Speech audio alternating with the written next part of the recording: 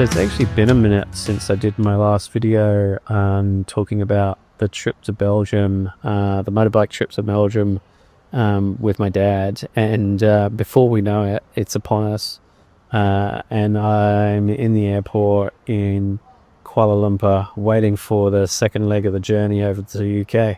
But with one thing and another, work and keeping busy otherwise, time slipped away from me.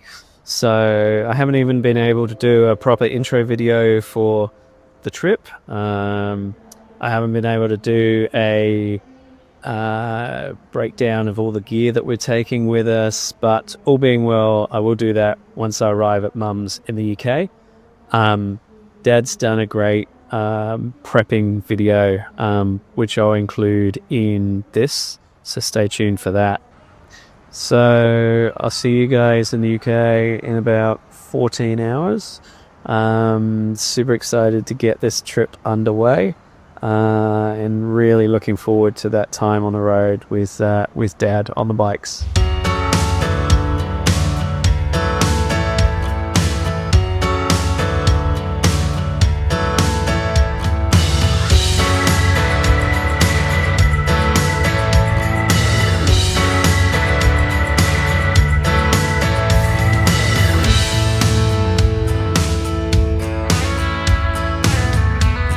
Okay, so I've been to pick up the bike from Dad's. Took me a little while to get used to the size of this beast. First half an hour was terrifying, but I think I've started to get used to the weight of the machine now. I'm going to take you through what I'm going to be packing. I've got a heap of camping gear that I've got some Amazon purchases. I'll get the bike packed up this evening and we're heading off tomorrow about 7 a.m. I'm going to meet Dad at some services on the A41, heading down to Folkestone. I've got my new adventure jacket. This is the Merlin Cyan. Really happy with this. I have been wearing it with the lining in today. It's been a bit warm because the sun's shining, but it's worked really, really well for today. So I think without the lining, for the rest of the trip, it's going to work really well. Not too happy with my gloves, unfortunately. I find them a bit clumsy, so I've gone back to my old leather gloves for this, just for today. I'll see if I can wear in the other ones and see if they improve at all. But I'll show you around a few things, and we'll start to get stuff packed up. So here's a few things I didn't have last trip. This time we're camping, so ordered myself a sleeping bag. This one is a nature hike. Just says nature hike, cotton hollow fiber sleeping bag, Y150L. Pretty big. Didn't realize it wasn't going to pack down much smaller, so that's going to be interesting getting that on. I've got a sleeping pad, another Amazon special there, and I've got this little tent from Vita XL. Haven't tried it yet, so fingers crossed this is going to work out well. But what I'm going to do is try and pack these in a cargo net, kind of at the back here, and strap it all down, and see how that works. So we'll give that a go. I'm going to get these packed up first of all. I also got a fire maple cooking system from Amazon. So this is just to make our tea when we want a cup of tea on the road. Dad's got some gas for that. Brought some straps from home, and I got some tent pegs there. I just because I brought that one from the tent from Australia, I just took out the tent pegs because they were really heavy to go into my checked luggage, and I bought some lightweight aluminium kegs from Amazon. I think they were like £8 or something. What else have I got here? I've got, actually this is Dad's, but we've got a light lock. That's really heavy. I'm not sure if I can put that somewhere. I might put that in here, in the top box, so it's not weighting down one side or the other. Got an air compressor. This is Dad's, and a first aid kit that I got to pack in. 12-volt air compressor, in case we get a flat. And there's a puncture repair kit somewhere. Also have to have a high-vis vest. And we got some other spares and bits and pieces that Dad's asked me to put in. There is a lot of storage on this bike, but it easily gets used up. That's just something there to keep things waterproof. So I'll probably put my clothes in that side. And then I've got my camera gear as well. I'm going to take you through my camera gear because I've just upgraded to a new system. So I've got the DJI Osmo Action 4 camera that I'm recording on at the moment, which hooks up to my mics. So I got 2 mics with that, all DJI, should all link up. I've got the mic receiver that connects to my phone as well, and the DJI drone that I'm bringing with me as well. So I'm going to go ahead and start to pack some of this stuff into the bike. Maybe I'll do a time lapse or something, and see if we can get that running, see how we go.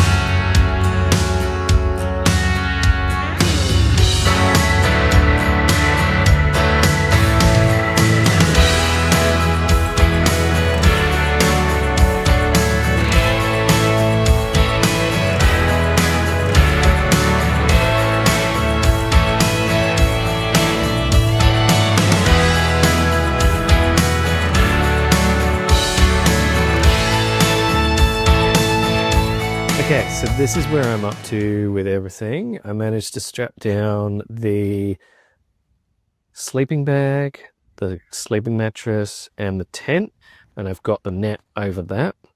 In the back box here, I've got things that aren't really of any value in terms of monetary value, because I can't lock these. So I've got waterproofs, gloves, sunnies, tea bags, a camping stove.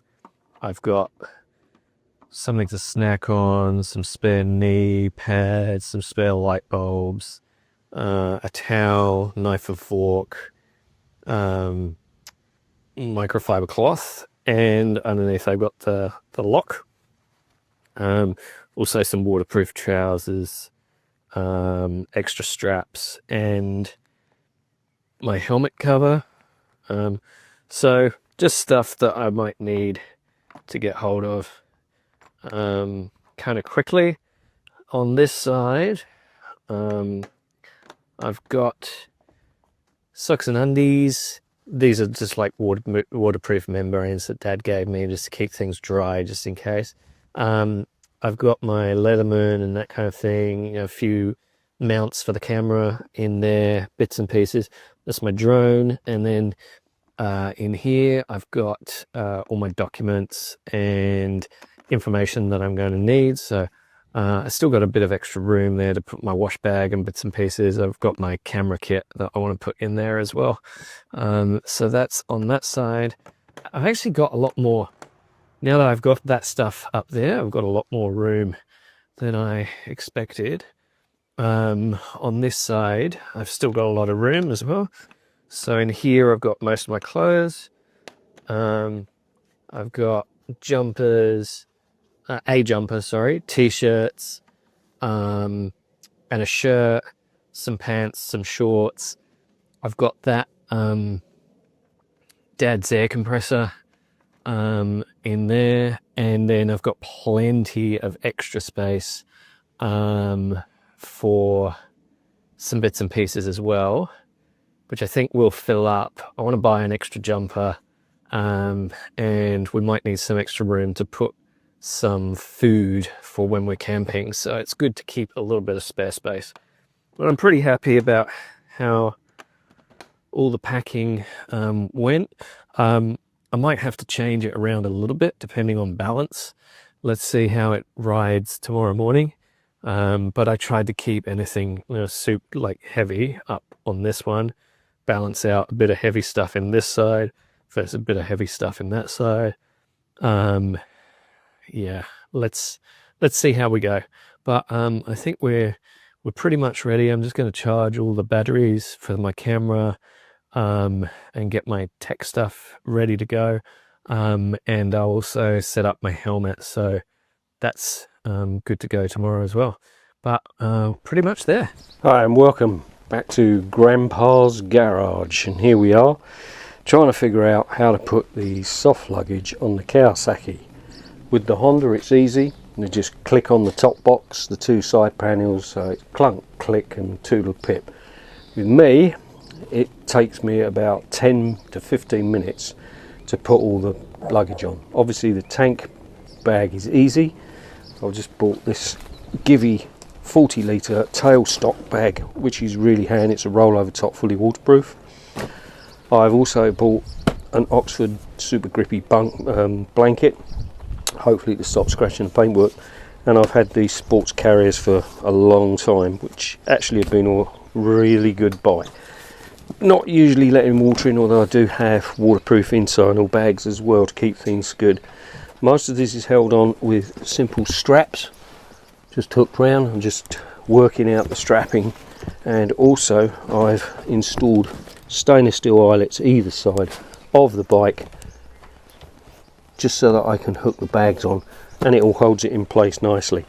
I'm hoping this is a quick fix for what normally takes me ages to strap it all on, but hopefully we'll get that sorted. So in other news, the R1, well, everything's good on it, all turns over beautifully, but the starter button doesn't work because when we remove the alarm, I think we've cut through one of the wires, so out with the wiring harness and have to do some additional work on that.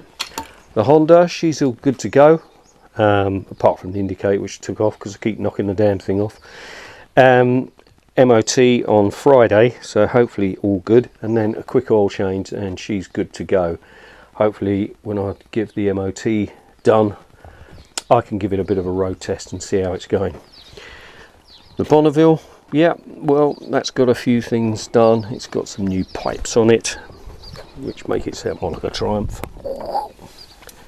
There you go. I've got a new chain, new sprocket to go on it, and also I've added some crash bars just in case.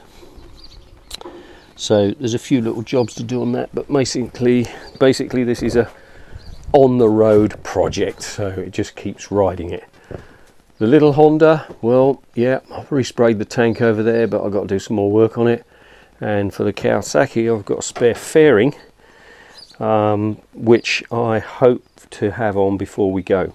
This is the camera mount that was made that bolts onto that, so this needs to be locked up, and I haven't adjusted any of it. That's just a cap to stop it moving because the mirror needs to swivel. So obviously the camera just clicks into place like so, and we should get a nice view of what's scenery and where we're going and the roads, etc. So looking forward to trying that out.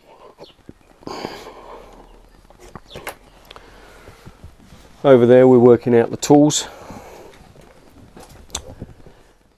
We'll be taking spare bulbs, stop and tail, indicator and headlamp bulb for each bike. This I'll be taking, it's a spare IC igniter unit for the Z, and also in here is a small but useful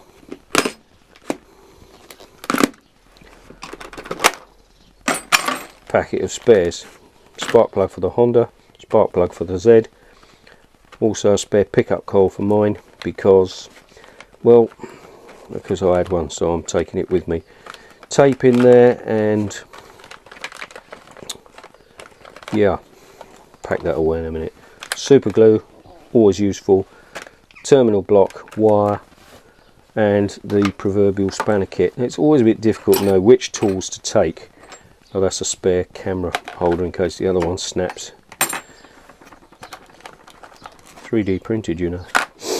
Anyway, yeah, it's always difficult to know what tools to take. We'll be taking but the main thing, I think, is to make sure you have all the fasteners on your bike, that you understand how to access different parts. So for example, a lot of these fasteners, which were rotten when I bought the bike, have been changed for ones that I know I've got all the tools for, so I can get all the panelling off this, which, believe me, is a nightmare.